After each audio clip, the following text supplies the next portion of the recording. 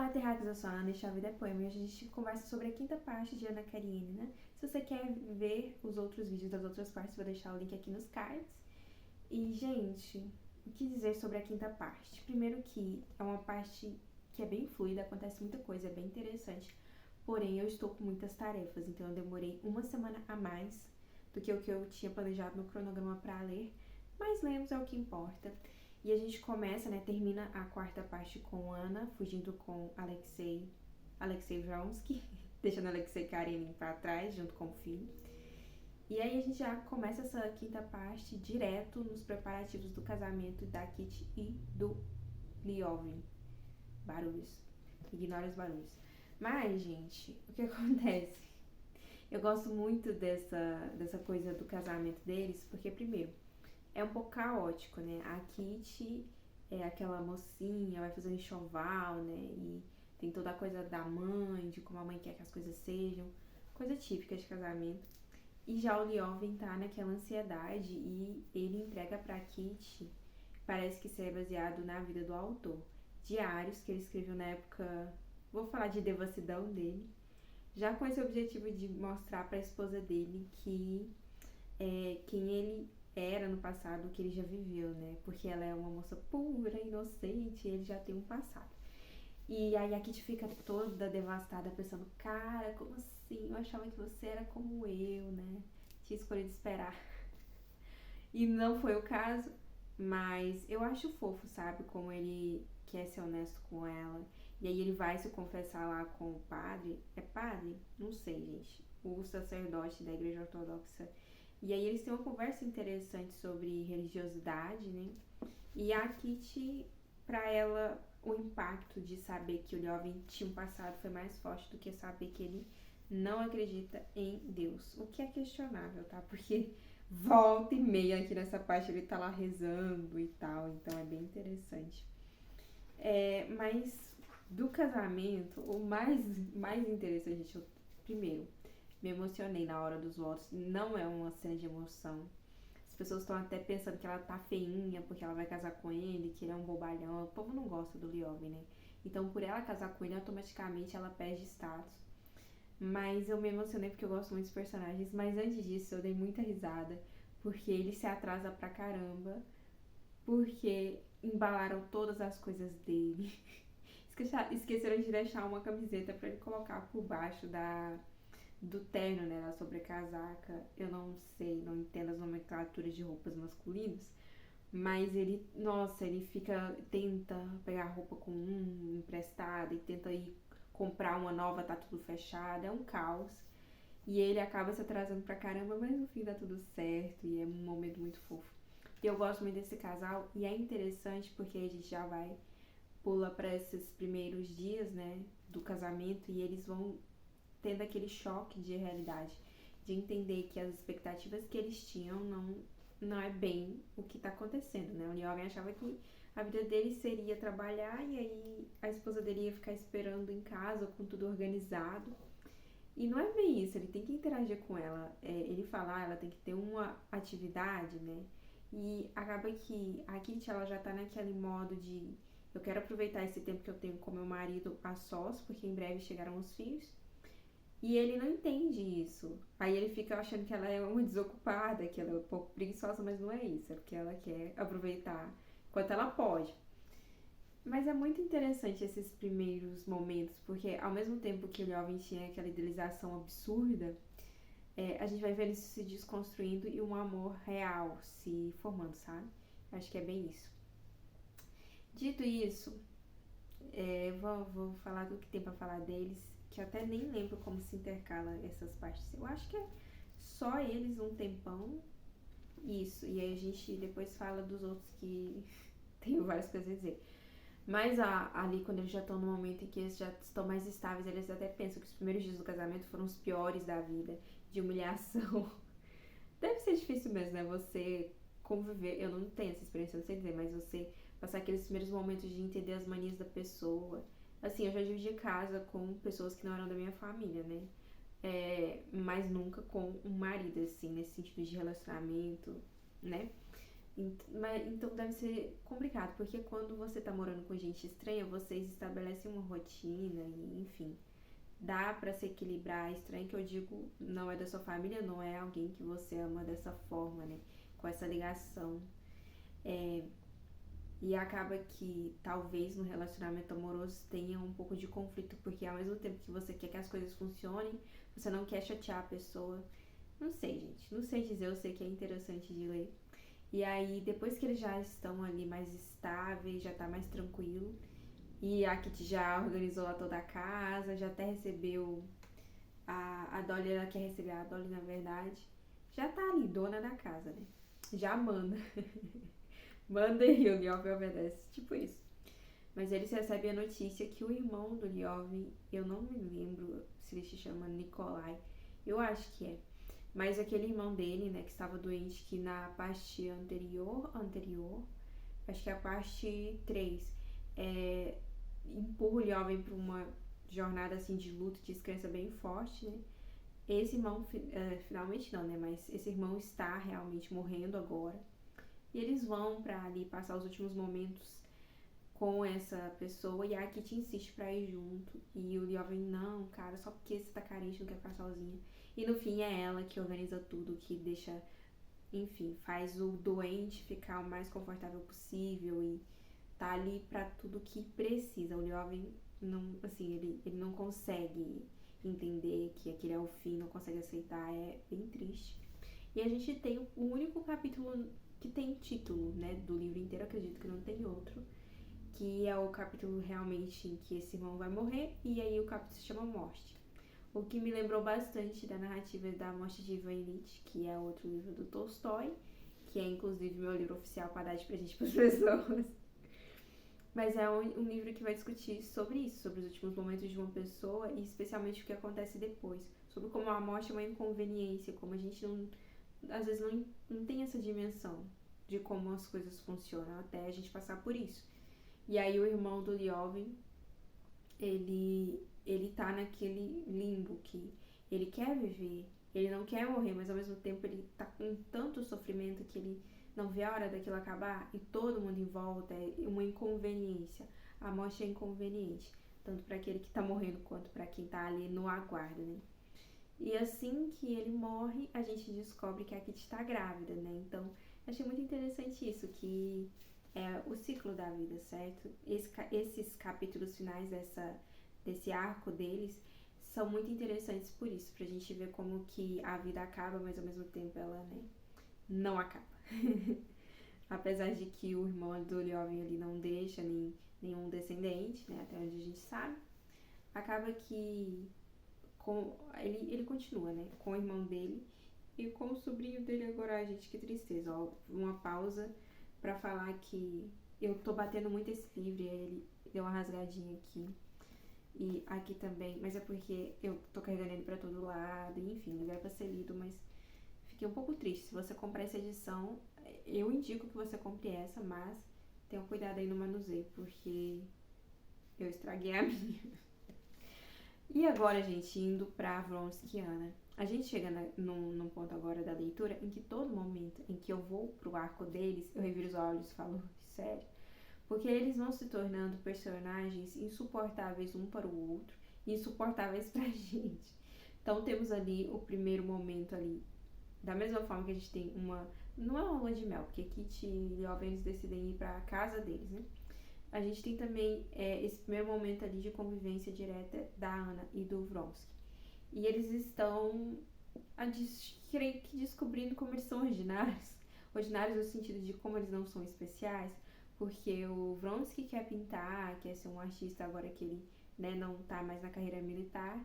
E aí ele não é nem que ele é bom bastante, gente, porque eu não sou dessas que acredita em talento, né? Para escrever essa obra-prima, Tolstói antes teve que escrever Guerra e Paz. Creio que escreveu Guerra e Paz antes. E eu não gosto de Guerra e Paz, eu sei, gente. 5 estrelas é maravilhoso, magnífico. Não me arrependo de ter lido, mas eu pessoalmente não gosto. Gosto desse daqui. Por isso que tô relendo, né? Mas eu acho que se o Vronsky se empenhasse e treinasse, porque eu acredito que arte é muito isso, insistência, eu acho que ele poderia ser um bom pintor. pintor, mas ele tem muito aquela coisa que eu vejo às vezes em pessoas que ganham com muita facilidade. Tipo assim, ele ganhou a Ana, ganhou entre aspas, ele conquistou a Ana e ele pede demissão e vai viver do dinheiro que ele já tem. Ele é rico, então ele faz o que ele quer, quando ele quer. Tem, é aquela coisa, né? Lá do meme da novela, Kiara tem tudo o que quer na hora que quer. Vronsky é a Kiara aqui desse livro. Nem vi a novela, mas vocês entenderam, né? Então, assim, é muito, sei lá, passar tempo de ricos. E aí a Ana, ela tem aquela coisa inicial de que ela abandonou o Serioja, ela nem pensa nele, mas chega um momento em que aquela vida ali dele está insustentável, porque eles sentem falta do prestígio da sociedade na Rússia, eles estão, creio que na Itália nesse ponto, e eles voltam, e é muito interessante ver o pintor, né, o pintor de verdade, o artista de verdade falando em como que aquele passatempo de rico ia passar, e que, tipo, o Vronsky perguntava o que ele achava, né, o que você acha do que eu fiz, era meio que uma ofensa, tipo, sei lá, você perguntar pra uma pessoa muito entendida do assunto, eu perguntando para Leonardo da Vinci, o que você acha das minhas ilustrações, sabe? É tipo isso, então ele se sente meio que ofendido e sabe que não vai durar aquele interesse passageiro.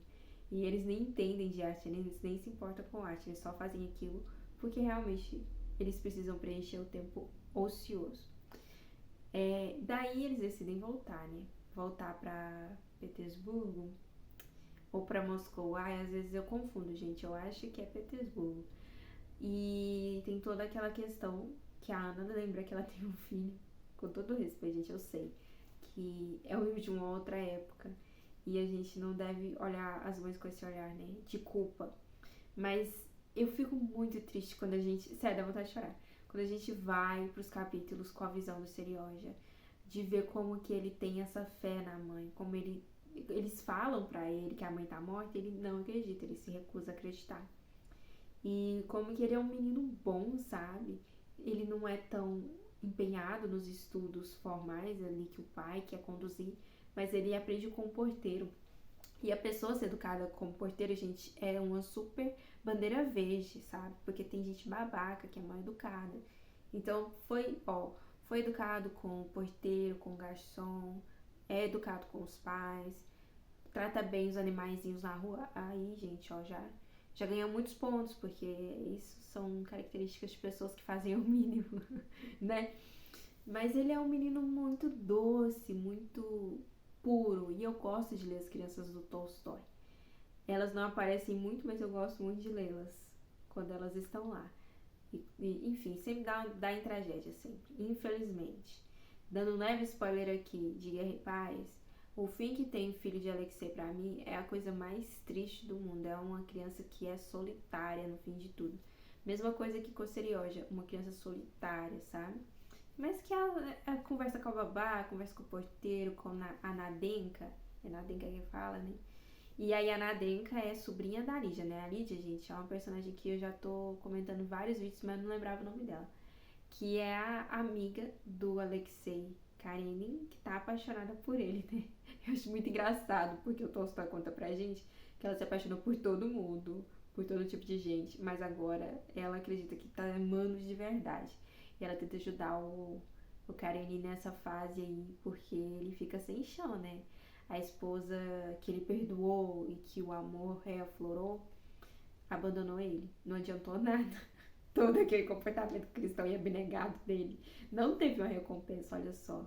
Que interessante você pensar que você fazer o bem para as pessoas e você viver essa vida com esses princípios morais e bíblicos, no fim das contas, se o seu foco e o seu exemplo é Cristo, você deve esperar a mesma coisa que ele recebeu, que é cruz, humilhação, traição, massa, né? Mas não, as pessoas ficam esperando a contrapartida de tipo, eu vou plantar afeto, eu vou colher um amor e uma gratidão imensa. E não é bem isso que tá lá na Bíblia, pra quem leu a Bíblia, indico. Ai, mas eu gosto do Karenin, eu tenho pena dele, eu acho que ele é simplesmente um homem que foi levado pelas circunstâncias. E é nessa parte que a gente descobre como que esse casal improvável nasceu, né? que foi a tia da Ana que juntou os dois e que fez ele acreditar que se ele não pedisse ela em casamento, ela estaria comprometida. Assim, comprometida no sentido de corrompida, entendeu? Ela teria a reputação manchada, então ele casa com ela meio que porque ele precisa casar, não porque ele a ama. E é uma união muito infeliz para ambos, né? E a gente também entende que, olha, mais uma pessoa solitária, porque não teve os pais, o tio que criou eles era uma pessoa afastada, o irmão que era a única pessoa que ele tinha próxima acabou falecendo. Então, assim, o único afeto que ele tinha pra dar, que ele aprendeu, né, a dividir, ele entrega pra Ana, mas é tudo que ele consegue dar. Ele não consegue dar mais, porque ele nunca recebeu mais do que aquilo. É bem triste. E agora com o filho ele tá fazendo a mesma coisa. Eu vejo ele muito criando o filho dele como ele foi criado. Que é triste pro Serioja, porque ele é um menino, assim, docinho, um docinho de criança. Vontade de pegar lá e falar, dar um abraço, falar, criança, não se preocupe, vai dar tudo certo. Não vai dar tudo certo, mas a vida é difícil. Mas, sabe, é muita dó. E aí a gente tem Dona Ana voltando, gente. Voltando pra casa, pro aniversário do filho. E aí a gente tem... Ai, meu Deus, é muito triste. É muito triste. Eu não chorei porque eu tava com muita pressa. Senão eu tinha parado pra dar uma chorada. Porque o reencontro dela com o Serioja, primeiro que tem muito pra mim um teor de adeus mesmo. Porque na outra parte a gente não vê ela se despedindo dele antes de ir embora. Então, assim, eu acho que essa é uma das poucas interações dela com o filho. Tem aquela em que ela percebe que o filho não é tão bom quanto ela estava imaginando ele ser. Tem quando o Vronsky tá... No dia que ela descobre que tá grávida, conta pro Vronsky que tá grávida. E essas são as que eu me lembro, né? E essa de agora, em que a gente de fato tem o que ela tá pensando e o que o menino tá pensando. E é de partir o coração, sabe? Assim, independente de moralismo, de julgamentos, eu acho que eles não deviam ser separados. Eu acho que ela tinha que ter o passe livre pra ver ele a hora que ela quisesse, porque ela é a mãe dele, independente de qualquer coisa, né? Até porque, né, hoje em dia, graças a Deus, no Brasil pelo menos, temos leis pra isso, né? Os pais, mesmo que não estejam juntos, têm a guarda compartilhada, né? Enfim. Em resumo, gente, é muito triste. E aí, quando ela volta, por que eu acho que tem esse tom de despedida? Porque quando ela volta pro hotel, ela pensa, foi a última vez que eu vi meu filho. E aí ela pensa que ela não tem mais nada, que ela abriu mão de tudo, e aí ela olha pro moço e fala, você é o culpado. E aí começa aquela coisa de o amor sendo contaminado por esse rancor. E ela tá daquele jeito, né? Resolve ir pro teatro, se expõe, né, pra sociedade e se expõe ao julgamento da sociedade. Aí tem uma cena horrorosa. E por fim a gente vê aquele conflito de se você me ama, Vronsky, não, eu te amo. Só que na verdade por dentro ele tá assim, cara, ela é linda, mas tô cansado disso, sabe? Então assim, já tem esses indícios de que não é algo sustentável a longo prazo. E é assim que termina essa quinta parte, com eles decidindo ir para a fazendinha do Vronsky para o campo. Agora o nosso casalzinho, depois de voltar do estrangeiro, passar aí alguns dias na sociedade, vão se enfiar no mato para ver se conseguem, né, conviver e viver bem. Em resumo, é uma parte, como eu já disse, fácil de ler, mais fácil do que a anterior. Eu não sei, gente, a verdade é, quanto mais Lioven e Kit tiver, mais fácil eu vou achar. Ainda mais é pra daqui pra frente, entendeu? Quanto mais Diana e Vronsky tiver, mais difícil. Até porque a história deles vai ficando mais pesada, no passo que a história do Lioven vai ficando mais leve, apesar de que a gente tratou de morte, né? E de luta aqui nesse capítulo, nessa parte. O amor, assim, dele e da Kit, a forma como ele vai se transformando ao longo da narrativa pra mim, é uma coisa muito gostosa de ver, porque é algo que começa como uma impossibilidade e vira um idealismo e depois se torna algo que eles estão construindo juntos. Então é muito bom de ler. Ana e Vronsky já é mais uma tristeza sem fim. E é isso, meu Deus, eu já falei 20 minutos. Caramba, gente, é isso. Gostei, claro que eu gostei.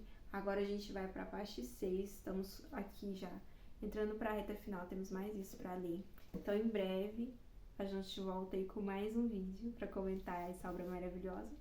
E é isso. Se você ficou até aqui, espero que você tenha gostado. Curta o vídeo, assine o canal, Comenta suas impressões também, se você quiser compartilhar comigo o que você achou, o que você concorda, o que você não concorda. Estou aqui pra gente conversar e eu vejo vocês na próxima.